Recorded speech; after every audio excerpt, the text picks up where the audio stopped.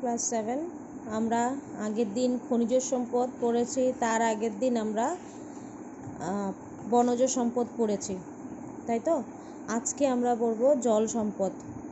জল সম্পদ মানেটা কি? জল কথাটার থেকেই আমরা অনেক কিছু বুঝতে পারছি, তাই তো। জল কথাটার মানে, যেটার মানেই হচ্ছে জীবন। তার মানে কি, জল ছাড়া তো কোনো কিছুই সম্ভব না। তো জল ছাড়া যখন কোনো কিছুই সম্ভব না, তার মানে জল কিন্তু একটা সম্পদ, তাই তো। জল আমরা আমাদের ঘরোয়া কাজে ব্যবহার করি, খাওয়া দাওয়ায় ব্যবহার করি, বিভিন্ন রকমের কলকারখানায় ব্যবহার করি, বিভিন্ন ধরনের চাষবাসে ব্যবহার করি, পশুপালনে ব্যবহার করি, মাছের চাষ করার জন্য আমাদের জল লাগবে, তাই তো। তো এই জল আমাদের আসামে কিভাবে আছে, এই জল থেকে আমরা কি কি করি, সেগুলো আমরা আজকে দেখব। দেখো, জল একটি অমূল্য সম্পদ। উদ্ভিদ এবং জীবজন্তু সবারই জল অতি প্রয়োজনীয়। মানুষ পানীয় এবং অন্যান্য ঘরোয়া কাজ ছাড়া জলসেচ, মীন পালন, পশুপালন, ঔদ্যোগিক নানা কাজে জল ব্যবহার করে। অসমে পৃষ্ঠজল ও ভূতল জল দুটোই পর্যাপ্ত। অসমের নদী উপনদী এবং আর্দ্রভূমিগুলোই হচ্ছে পৃষ্ঠজলের ভাণ্ডার। যেটা আমি বললাম যে জল হচ্ছে একটা অমূল্য সম্পদ। জল মানে জীবন। জল ছাড়া আমরা জীবজগৎ, উদ্ভিদ জগৎ কোনোটাই সম্ভব নয়। আমাদের বিভিন্ন ধরনের কাজে, মাছ পালতে গেলে, পশু পালতে গেলে, কলকারখানা চালাতে গেলে জলের দরকার পড়বে। সেক্ষেত্রে আমাদের আসাম কিন্তু লাকি বলতে পারো, কারণ আমাদের আসামে যে আমাদের মাটির ওপরে আর মাটির নিচে দুটোটাই জল, খুব দুই জায়গাতেই আমাদের জল কিন্তু পর্যাপ্ত পরিমাণে আছে। মানে যতটুকু দরকার জল, ঠিক ততটুকুই আমাদের আছে, যথেষ্ট জল আছে আমাদের। আর সেই জলগুলোর মানে কোথার থেকে আসছে? আমাদের আসামের বিভিন্ন নদী উপনদী আর আর্দ্রভূমি। আর্দ্রভূমি হচ্ছে এখানে ভিজা ভিজা মাটি যেগুলো, সেগুলো, সেই সব জায়গাগুলোতেই কিন্তু জল সব পর্যাপ্ত পরিমাণে, পৃষ্ঠ জল যেটা মানে সারফেস ওয়াটার যেটাকে বলবো, ভূমির উপরের জলটা, ভূমির উপরের জলটা হচ্ছে এই যে নদী উপনদী আর আর্দ্রভূমিগুলি থেকে পৃষ্ঠ জলের ভাণ্ডার, মানে সারফেস ওয়াটার, মাটির উপরের জল। আর মাটির নিচেও প্রচণ্ড পরিমাণে আমাদের এখানে জল রয়েছে। তার কারণ হচ্ছে কি? তার কারণ হচ্ছে আসামে হওয়া বৃষ্টিপাত। আসামে প্রচণ্ড পরিমাণে বৃষ্টিপাত হয় বলেই ধরা যেতে পারে। মোটামুটি 100 সেন্টিমিটার থেকে 200 সেন্টিমিটার বৃষ্টি কিন্তু আমাদের এখানে হয়, পর্যাপ্ত বৃষ্টি বলতে পারি আমরা।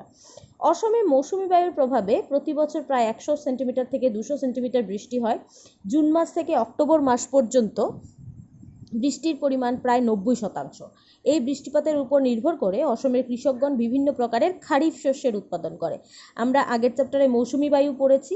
মৌসুমি বায়ু হচ্ছে কি? একটা ঋতুকালীন আবহাওয়া, ঋতুকালীন একটা বাতাস। সেই ঋতুকালীন বাতাসের জন্য আমাদের এখানে প্রত্যেক বৎসর 100 থেকে 200 সেন্টিমিটার বৃষ্টিপাত হয়ই হয়। আর সেই বৃষ্টিপাতটা মেন কোন সময়টায় হয়? জুন মাস থেকে অক্টোবর মাসের মধ্যেই আমাদের এখানে মেন বৃষ্টিপাতটা হয়। তোমরা নিশ্চয়ই ফলো করেছো যে গত মাস থেকে আমাদের এখানে ভারী বৃষ্টিপাত শুরু হয়েছে, যার জন্য নাকি বন্যার সমস্যাও আমাদের দেখা দিয়েছে, তাই তো। তো এই সময়ের বৃষ্টিপাতের উপর নির্ভর করেই আমাদের এখানের, আমাদের আসামের যে কৃষকরা, তারা চাষ করে। আমাদের এখানে বিশেষভাবে খারিফ শস্য হয়। খারিফ শস্য মানে তোমাদের মনে আছে কিনা জানি না। খারিফ শস্য হলো সেগুলো যেগুলো এপ্রিল মাস, মে মাস থেকে লাগানো শুরু হয়, আর অক্টোবর নভেম্বর মাসে সেগুলো, অক্টোবর নভেম্বর মাস পর্যন্ত সেগুলোকে ফলানো হয়, ঠিক আছে। মানে এপ্রিল মে থেকে শুরু করে অক্টোবর নভেম্বর পর্যন্ত সেগুলোকে ফলানো হয়। যেমন শালি ধান হতে পারে, পাট হতে পারে, ঠিক আছে। এই ধরনের জিনিসগুলো হচ্ছে খারিফ শস্য। আর খারিফ শস্যের টাইমটাই হচ্ছে কি এপ্রিল মে মাস থেকে অক্টোবর নভেম্বর পর্যন্ত। অসংখ্য নদ উপনদীর জন্যই অসম একটি নদীমাতৃক দেশ। ব্রহ্মপুত্র ও বরাক হচ্ছে অসমের প্রধান নদী। ব্রহ্মপুত্র নদীর উত্তর বাহিনী প্রধান উপনদীগুলি হচ্ছে ক্রমে সুবনশিরি, জিয়াভরালি, জিয়া ধনশিরি, পুঠিমারি, পাগলাদিয়া, মানস এবং চম্পাবতী। একইভাবে দক্ষিণ বাহিনী প্রধান নদীগুলো যথাক্রমে বুড়িদিহিং, দিখৌ, ধনশিরি, কপিলি, দুধনৈ, কৃষ্ণাই। জিরি, জাটিঙ্গা, সোনাই, ধলেশ্বরী ইত্যাদি 9টি হচ্ছে বরাকের উপনদী। আমি কতদিন তোমাদেরকে বলেছিলাম যে আমাদের আসাম হচ্ছে একটা নদীমাতৃক দেশ, নদীমাতৃক দেশ। নদীমাতৃক দেশ মানে যেখানে নাকি নদ নদী প্রচণ্ড পরিমাণে আছে। আমাদের এখানে দুটো মেইন নদী আছে, আমরা জানি একটা নদ নদী দুটো মেইন আছে, একটা হচ্ছে ব্রহ্মপুত্র, একটা হচ্ছে বরাক। ব্রহ্মপুত্র তোমরা জানো আমাদের আসামের মধ্য দিয়ে গেছে, আর বরাক নদী রয়েছে আমাদের আসামের দক্ষিণ দিকে। ঠিক আছে, আমাদের আসামের মধ্যখান দিয়ে গেছে ব্রহ্মপুত্র নদী, আর আমাদের আসামের দক্ষিণ দিক দিয়ে গেছে, মানে আমাদের আসামের পূর্ব থেকে পশ্চিমে গেছে হচ্ছে অ্যাকচুয়ালি ব্রহ্মপুত্র নদী, আর আমাদের আসামের দক্ষিণ দিকে প্রবাহিত হয়েছে বরাক নদী, যেটা নাকি পরে বাংলাদেশে গিয়ে প্রবেশ করেছে। এখন কথা হচ্ছে, এখানে একটা ছোট প্রশ্ন থাকতে পারে যে এই ব্রহ্মপুত্র বা বরাক নদী আমাদের দেশে আসলো কোথার থেকে। ঠিক আছে, ব্রহ্মপুত্র বা বরাক নদী আমাদের আসামে আসলো কোথার থেকে? এখানেই সৃষ্টি কি? এখানে সৃষ্টি নয়। ব্রহ্মপুত্র নদী সৃষ্টি হয়েছে হিমবাহর থেকে। হিমবাহ তোমরা জানো, বরফ গলা জলের থেকে বা বরফের থেকে, হিমবাহ থেকে বের হয়েছে আমাদের ব্রহ্মপুত্র নদী। কোথায় সেই হিমবাহ? তিব্বতের একটা জায়গা যেটার নাম টামচক খামলা চোরটেন। ঠিক আছে, সেই তিব্বতের একটা জায়গা থেকে, টামচক খামলা চোরটেন থেকে একটা গ্লেশিয়ার বা একটা হিমবাহ আছে। সেই জায়গাটায় একটা হিমবাহ আছে যেটার নাম হচ্ছে সেমাং ইয়ং দুং বলে, সেমাং ইউ দুং। সেই সেমা ইয়ং দুংয়ের থেকে, সেই সেমা ইয়ং দুং হিমবাহর থেকে আমাদের ব্রহ্মপুত্র নদী বেরিয়ে এসে আমাদের পুরো আসামে পূর্ব থেকে পশ্চিম দিকে 640 কিলোমিটার পর্যন্ত পূর্ব থেকে পশ্চিম দিকে এই নদী প্রবাহিত হয়েছে। ঠিক সেরকম বরাক নদী হচ্ছে মণিপুরের বড়াইল পাহাড় থেকে বেরিয়েছে, সেটা কোনো হিমবাহ থেকে বেরোয়নি, বড়াইল পাহাড় থেকে বেরিয়েছে, যেটা নাকি কাছাড় জেলায় প্রায় 225 কিলোমিটার পথ অতিক্রম করে বাংলাদেশে প্রবেশ করেছে। আমি বারবার বলছি যে আমাদের আসামের দক্ষিণ দিকে রয়েছে বরাক নদী, আর আমাদের আসামের দক্ষিণ দিকেই হচ্ছে কাছাড় জেলা। সেখানে 225 কিলোমিটার পর্যন্ত এই বরাক নদী প্রবাহিত হয়েছে, যেটা পরে গিয়ে বাংলাদেশে মিশেছে। আর সেরকমভাবে আমাদের আসামের পূর্ব থেকে পশ্চিম দিকে হচ্ছে কি মিশে গেছে, কি প্রবাহিত হয়েছে? ব্রহ্মপুত্র নদী প্রবাহিত হয়েছে। যেখান থেকে বেরিয়েছে সেই জায়গাটার নাম হচ্ছে সেমা ইয়ংদুং হিমবাহ। ঠিক আছে, তিব্বত থেকে সেটা বের হয়েছে। ওকে, এবার কথা হচ্ছে যে এই যে ব্রহ্মপুত্র নদী বা বরাক নদী, সেগুলোর কি কোনো উপনদী রয়েছে? নিশ্চয়ই রয়েছে। ব্রহ্মপুত্র আর বরাকের কতগুলো উপনদী রয়েছে। সেই উপনদীগুলো, ব্রহ্মপুত্র নদীর উত্তর দিকে কিছু নদী রয়েছে, ব্রহ্মপুত্র নদীর দক্ষিণ দিকে, এটা উত্তর দিক, এটা দক্ষিণ দিক, কিছু উপনদী রয়েছে। সেখানে তোমরা নামগুলো জানতে পারবে। উত্তর দিকে থাকা হচ্ছে যে যেমন জিয়াভরালি, পুঠিমারি, পাগলাদিয়া, জিয়া ধনশিরি, সুবনশিরি, দিহং, দিবং, এগুলো সব। আর দক্ষিণ দিকে যদি ধরি, কৃষ্ণাই, কপিলি, ধনশিরি, বুড়িদিহিং, এগুলো। ঠিক আছে, দিখৌ, এগুলো। আর বরাক নদীর উপনদী টোটাল 9টা রয়েছে। এখানে তোমাদের এখানে 4টাই মাত্র দেখিয়েছে, জাটিঙ্গা, জিরি, ধলেশ্বরী, সোনাই। মোট কথা এখানে 9টা আরও উপনদী রয়েছে। ঠিক আছে, তো তার মানে আমরা দেখতে পাচ্ছি যে আমাদের আসামে কিন্তু নদী উপনদীতে ভরে আছে। ঠিক আছে, যার জন্য নাকি আমাদের আসামে জলের পরিমাণ বেশি। বর্ষাকালে ব্রহ্মপুত্র বরাক নদীগুলোর জল প্রচুর বৃষ্টিপাতের ফলে উপচে পড়ে। এই উপচে পড়া জলোচ্ছ্বাস নদীগুলোর তীরবর্তী অঞ্চলে বন্যার সৃষ্টি করে। অন্যদিকে শীতকালে হিমালয় থেকে আসা বরফগলিত জল উত্তরবাহিনী কয়টি নদী রূপে ব্রহ্মপুত্রে মিলে যায়। নিম্নবাহিনীর বিভিন্ন অঞ্চলগুলো বৃষ্টির জল জমে জলমগ্ন হয়ে পড়ে। এই সমস্যার সমাধানের জন্য অসমে বৈজ্ঞানিক ভিত্তিতে প্রবাহমান জল পরিচালনা প্রকল্পের প্রয়োজন। দেখো, আমি একটু আগে তোমাদেরকে কি বলেছি যে গত মাস থেকেই আমাদের এখানে খুব বৃষ্টি শুরু হয়েছে, যার ফলে নাকি কি হচ্ছে, আমাদের এখানে বন্যা দেখা দিয়েছে। কেন বন্যা হচ্ছে? তার কারণ হচ্ছে আমাদের যে নদীগুলোতে প্রচণ্ড পরিমাণে যখন জল চলে আসছে, তখন আমাদের নদীগুলো সেটা সামলাতে পারছে না, রাখতে পারছে না, তখন তার পার্শ্ববর্তী অঞ্চলগুলোতে সেই জল ভেসে ঢুকে যাচ্ছে। সেই জন্য কি হচ্ছে, নদীর আশেপাশের জায়গাগুলোতে বন্যা হচ্ছে। আমরা দেখতে পাচ্ছি ডিব্রুগড়ে বন্যা, এমনকি আমাদের এখানে মরিগাঁওতেও এবার বন্যা হচ্ছে। তো আমাদের যেগুলো নিচু অঞ্চল, সেগুলোতে কিন্তু বৃষ্টির জল ঢুকে যায়। ঠিক আছে, এদিকে শীতের সময় কি হয়, হিমালয় থেকে বরফের গলা জলও আমাদের যে ব্রহ্মপুত্রের থেকে যে উত্তরবাহিনী নদীগুলো দিয়ে আমাদের ব্রহ্মপুত্র এসে পড়ে, যার জন্য নাকি দেখা যায় যে বছরের অনেক সময়ই আমাদের এখানে জলমগ্ন হয়ে থাকে। যার জন্য বলছে যে আমাদের এখানে যে জিনিসটা দরকার, এই যে প্রতি বছর বৃষ্টি হচ্ছে, প্রতি বছর বন্যা হচ্ছে, বৃষ্টি আমাদের দরকার, কিন্তু বন্যা কি দরকার? না। তো এই বন্যাকে রোধ করার জন্য কি করা যাবে? বন্যাকে রোধ করার জন্য আমাদের নিশ্চয়ই কিছু না কিছু পরিকল্পনা হাতে নিতে হবে, ভালো ভালো বাঁধ তৈরির ব্যবস্থা করতে হবে, বৈজ্ঞানিক প্রকল্প, বৈজ্ঞানিক নিয়ম মেনে কিছু বাঁধ সৃষ্টি করতে হবে, যেগুলো নাকি জলকে ধরে রাখবে, সেই জলকে ব্যবহার করে আবার আমরা বৈদ্যুতিক শক্তি, বিদ্যুৎ তৈরি করতে পারবো, যাতে সেরকম ধরনের কিছু ব্যবস্থা নেওয়া যেতে পারে। ঠিক আছে? তো যেটা বিশেষ দরকার সেটা হচ্ছে রানিং ওয়াটার ম্যানেজমেন্ট স্কিম বা প্রবাহমান জল পরিচালনা প্রকল্পের আমাদের এখানে প্রয়োজন রয়েছে। কারণ বৃষ্টি আমাদের এখানে, আমাদের যা ওয়েদার, সে ওয়েদারে বৃষ্টি আমাদের এখানে সারা বছর এইভাবেই চলবে, এরকমই থাকবে। কিন্তু এইভাবে কি সারা বছরই আমাদের এখানে বন্যায় লোকে কষ্ট পাবে? না, সেটার জন্য আমাদের কিছু ব্যবস্থা হাতে নিতে হবে। এই জলরাশি অসমকে সজীব করে রাখার সাথে সাথে মানুষের দৈনন্দিন ব্যবহারের কাজে লাগছে। পরিবহনের ব্যাপারে ব্রহ্মপুত্র বরাক নদী গুরুত্বপূর্ণ ভূমিকা নিয়েছে। ডিব্রুগড়ের নিমতিঘাট থেকে বাংলাদেশ হয়ে কলকাতায় জাহাজ চলাচলের ব্যবস্থা আছে। এই পথে ভারী ও সহজে নষ্ট হয় না এমন জিনিস আনা নেওয়া করা হয়। কি বলেছে? জলরাশি আসামের দৈনন্দিন জীবনে অনেকভাবে ব্যবহার করা হচ্ছে, অনেক কাজেও আবার লাগছে।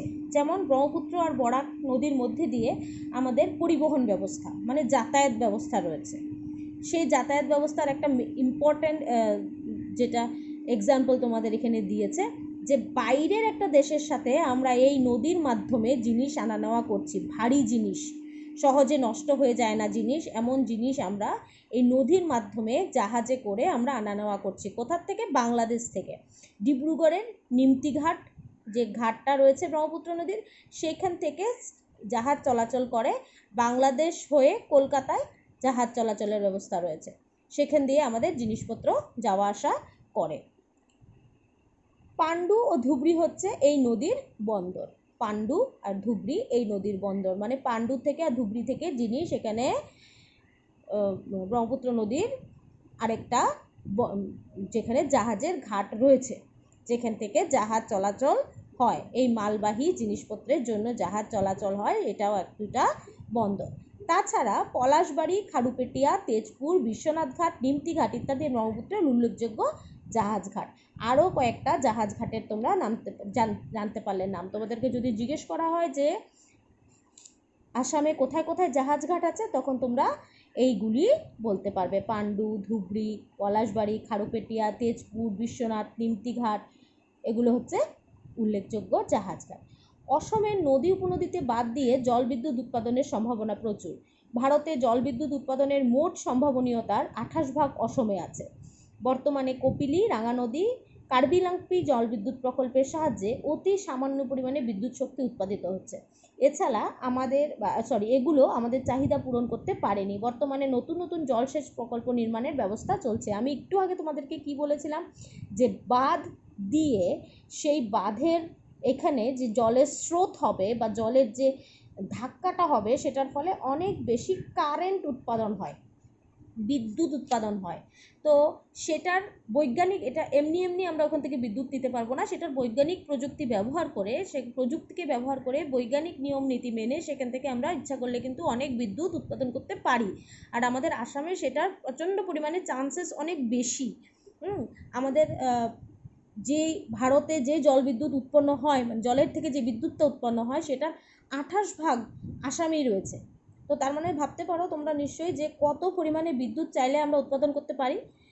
কিন্তু সেই পরিমাণে দেখা যাচ্ছে যে আমাদের আসামে কিন্তু খুব কম পরিমাণে বিদ্যুৎ উৎপাদন হচ্ছে, যার জন্য নাকি আমাদের এখানে এত, তোমরা দেখো যে কারেন্ট চলে যায়, তোমরা বলো না কারেন্ট চলে যায়, কেন চলে যায় আমাদের এখানে? এই দেখো একটা রিজন তোমরা দেখতে পেলে আজকে, যে এটা একটা কারণ যে আমাদের এখানে কেন, কারণ আমাদের এখানে বিদ্যুৎ তৈরি কম হচ্ছে। বিদ্যুৎ যদি তৈরি কম হয় তাহলে আমরা কি করে পাবো? আমাদের এখন কত ঘরবাড়ি বেড়ে গেছে, সবাই ইলেকট্রিসিটি ব্যবহার করছে, সবাই বাড়িতে বিভিন্ন ধরনের বৈদ্যুতিক সরঞ্জাম ব্যবহার করছে, তো সেগুলোর জন্য কি কারেন্টের দরকার হচ্ছে। মনে করো যদি আমি একটা ছোট এক্সাম্পল দিই, মনে করো 1 কেজি বিদ্যুৎ উৎপাদন হয়, সেই 1 কেজি বিদ্যুৎ থেকে এখন তুমিও চাইলে 100 গ্রাম, আমিও চাইলাম 100 গ্রাম, আরেকজনও চাইলে 200 গ্রাম, কতজনকে দিবে? তাই তো এখন আমাদের এখানে যতটুকু উৎপন্ন হয় তার থেকে বেশি মানুষের সংখ্যা হয়ে গেছে, যার জন্য নাকি আমাদের এখানে এত বেশি কারেন্ট যাওয়ার একটা সমস্যা রয়েছে। তো এখন বর্তমানে কিছু কিছু জায়গায় বিদ্যুৎ উৎপন্ন হচ্ছে আমাদের এখানে, যেমন কোথায়, কপিলী, রাঙানদী, কার্বি-লাংপি জলবিদ্যুৎ প্রকল্পের সাহায্যে আমাদের এখানে বিদ্যুৎ উৎপাদন হচ্ছে। তোমাদেরকে যদি কোশ্চেন করে যে বিদ্যুৎ উৎপাদন বা বিদ্যুৎ শক্তি উৎপাদিত হচ্ছে এমন কয়েকটি জলবিদ্যুৎ প্রকল্পের নাম, তখন তোমরা এই যে কপিলী, রাঙানদী, কার্বি-লাংপি জলবিদ্যুৎ প্রকল্পের নাম বলতে পারবে। ঠিক আছে, ওকে। অসমের জেলাগুলিতে খাল, বিল ইত্যাদি জলাশয় বিস্তৃত হয়ে আছে। জলাশয়গুলো নানা রকম জলজ উদ্ভিদ এবং প্রাণীর বাসস্থান হিসেবে এক পৃথক পরিবেশের সৃষ্টি করেছে। পরিবেশকে সুস্থির করা ছাড়াও জলাশয়গুলো মাছের চাহিদাও কিছুটা পূরণ করছে। অসমের কিছু মাছ বিদেশের বাজারে এক বিশেষ সমাদর লাভ করছে। অসমের নদী উপনদীগুলিতে কয়েক বছর আগেও প্রচুর মাছ ছিল, কিন্তু সাম্প্রতিককালে এই মাছের সংখ্যা দ্রুত কমে যাচ্ছে। যেমন খুশি মাছ ধরা এমন জলাশয়ে মানুষের হস্তক্ষেপই এর মূল কারণ। দেখো, আমি আগে কি বলেছি তোমাদেরকে একদম শুরুতে, যে এই যে আমাদের যে জল, সেই জলের সাহায্যে শুধু যে আমরা দৈনন্দিন কাজ করছি, কারখানায় ব্যবস্থা করছি, পশুপালন করছি তা নয়, আমাদের মাছের চাষ করতে হলেও কি হবে, আমাদের জলের দরকার পড়বে। তো আমাদের আসামে এই জিনিসটার জন্য আমাদের কিন্তু অনেক ধরনের মাছের চাষ আমরা করতে পারছি খুব সহজে। এই জলাশয়গুলিতে আমাদের নদ নদী বেশি হওয়াতে সেখানে বিভিন্ন ধরনের ব্যবস্থা করে, খাল বিলের ব্যবস্থা করে, তোমরা অশ্বক্ষুরা হ্রদ পড়েছো না, সেই অশ্বক্ষুরা হ্রদ এইসব যখন তৈরি হয়ে যায় তখন সেগুলোতে কিন্তু সেগুলোতে কিন্তু মৎস্য পালন শুরু করে সময়ে সময়ে। তো এগুলোর জন্য আমাদের কি হচ্ছে, আমাদের সুবিধা হচ্ছে মাছ পালতে, আর সেই মাছ আমরা কি করছি, বিদেশে বিক্রি করতে পারছি। কিন্তু এখানে একটা সমস্যার কথা বলেছে এখন, যে এখন দেখা যাচ্ছে আস্তে আস্তে আমাদের এখানে মাছের চাষটাও কম হচ্ছে। কেন কম হচ্ছে তার কারণ হচ্ছে যে এখানে যে যতটুকু যেভাবে নিয়ম অনুযায়ী তুলতে হয় সেইভাবে নিয়ম অনুযায়ী না তুলে মানুষ কী করছে, যখন খুশি তুলে নিচ্ছে। যখন খুশি তোলার ফলে সেটা কি হবে, কম হয়ে যাবে জিনিসগুলো আস্তে আস্তে করে, ওগুলো আবার নতুন করে ডিম দিয়ে তৈরি হতে হতে তার আগেই যদি তাদেরকে আমরা তুলে নিয়ে যাই, তাহলে কি হবে, সেই জলাশয়টা খালি হয়ে যাবে না? এই জন্য দেখা যাচ্ছে যে আস্তে আস্তে আমাদের সেই চাষ কিন্তু কমে যাচ্ছে।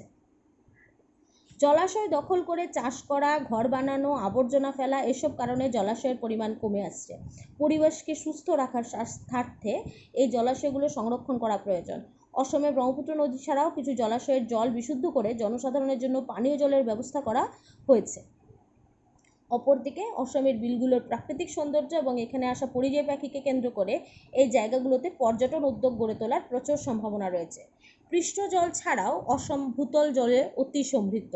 অসমের ভূগর্ভ সঞ্চিত জল মানুষ পানীয় জল, জলসেচ ও ঔদ্যোগিক কাজে ব্যবহার করছে। অসমের ভূগর্ভের জল ব্যবহার করে কৃষিক্ষেত্রে বিপুল পরিবর্তন আনা যাবে বলে আশা করা হচ্ছে। কি বলেছে, যে জলাশয় যেরকম আমি বললাম, খাল বিল, এগুলোকে আস্তে আস্তে মানুষ কি করছে, যেহেতু মানুষের পরিমাণ বেড়ে যাচ্ছে, তো মানুষের থাকার জায়গাও সেই পরিমাণে দরকার। তো থাকার জায়গা বেশি হওয়ার জন্য সেই জায়গাগুলোতে মানুষ থাকার জায়গা বেশি হওয়ার দরকার বলে মানুষ কি করছে, আস্তে আস্তে সেই জল খাল বিলগুলি ভরে ভরে সেখানে ঘরবাড়ি বানিয়ে নিচ্ছে।